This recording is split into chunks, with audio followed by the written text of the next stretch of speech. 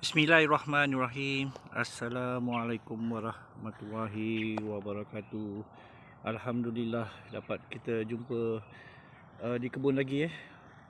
Di kebun ni saya dah start tolong kawan saya ni untuk tanaman di sini. Saya rasa hampir setahun, ataupun saya tak dapat tarikhnya, saya kena check balik.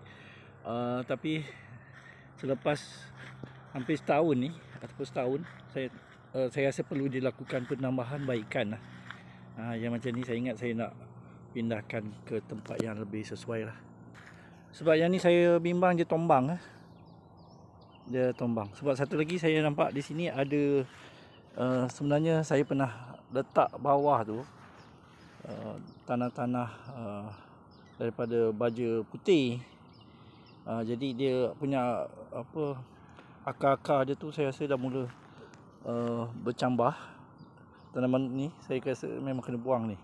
Tidak nanti susah susah nak diuruskan. Saya nak pindahkan ke sini lah. Saya dah buat persiapan kat sini. Nanti saya akan pindah lah ke sini. Seperkara lagi, kurma yang umur 3 tahun ni saya rasa kena dilakukan penambahan baikan di tempat yang ni. Tempat dia ni saya nak bongkar lah satu-satu lah.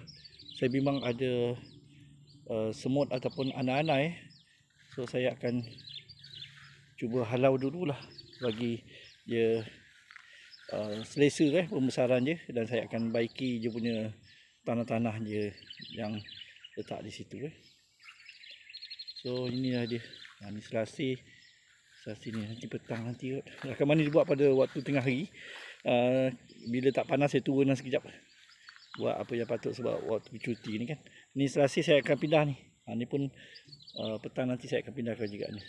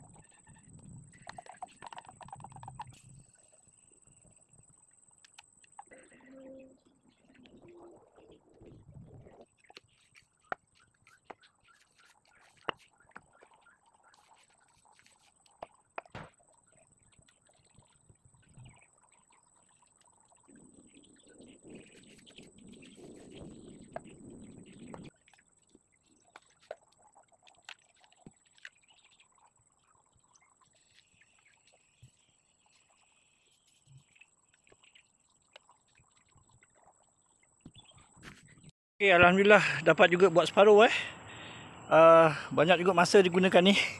Saya rasa hampir sejam dekat sini. Saya last finishing lah. Sebab dah pukul 7 sebenarnya ni. Saya buat finishing lah. Saya rasa yang ni saya ni lah kumpulkan, tutup. Sebab sebenarnya ancaman daripada semut ataupun binatang seperti anak-anak terlalu minima, saya nampak berjaya lah. Saya rasa lada dan kunyit sebutnya berjaya lah mengawal serangga semut di sini So sekarang ni saya spray balik lah. Saya rasa, tapi kena berterusan lah. Dia tak boleh sebulan sekali. InsyaAllah lah seminggu sekali saya akan cuba pastikan lah saya sembuh Okay. Itu sajalah saya rasa perkongsian pada kali ini. Mudah-mudahan perkongsian yang ringkas ini memberikan manfaat dan pengajaran untuk kita bersama. Assalamualaikum warahmatullahi wabarakatuh.